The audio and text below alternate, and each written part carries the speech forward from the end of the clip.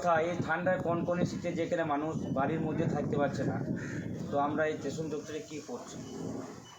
আমরা সবাই অবগত আছেন, আশাপুর ট্রাস্ট ও মহিষাদৌড়ি হেল্পিং অ্যান্ড ওয়েলফেয়ার সোসাইটির যৌথ উদ্যোগে আজ দ্বিতীয় পর্ব কম্বল বিতরণ শুরু হলো। প্রথম পর্ব শুরু হয়েছিল মুর্শিদাবাদের কান্দি এলাকার বড়োয়া গ্রামে। সেখানে প্রায় 150 জন মানুষকে পরিবারকে কম্বল ও ব্ল্যাঙ্কেট দেওয়া হয়।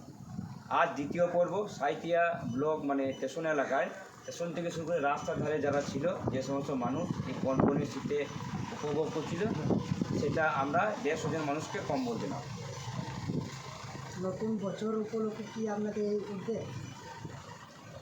নতুন বছর বলা ভুল হবে, নতুন বছর কিন্তু পুরানো কাজ। 2017 সাল থেকে আমাদের এনজিও অর্থাৎ হেল্পিং হ্যান্ড ধারাবাহিকভাবে কম্বল বিতরণ থেকে বিভিন্ন সামাজিক কাজ করে আসছে।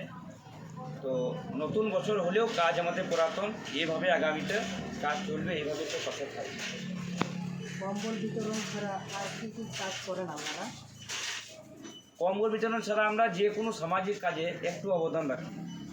রক্তদান থেকে শুরু করে, রক্তদান কাজ আমাদেরও বাকিরা হয়, মূল প্রধান রক্তদান কাজ থেকে আমরা দিই। আমাদের রাজ্য সম্মেলন আছে বীরভূম গীতাঞ্জলি রাঙামাটিতে, যেটা গীতাঞ্জলি গিয়াপথে অনুষ্ঠিত হবে 17, 18, 19 জানুয়ারি।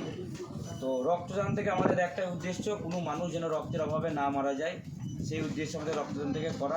এছাড়াও কোনো মানুষ যদি খাবার পাচ্ছে না, তাকে আমরা খাবার পৌঁছে দিই। কোনো মানুষ ওষুধ কিনতে পারছে না, তাকে চিকিৎসা করানোর জন্য আমাদের চিকিৎসা করিয়ে দিই। এই সমস্ত সামাজিক কাজ। কেউ শিক্ষার অভাবে পড়াশোনা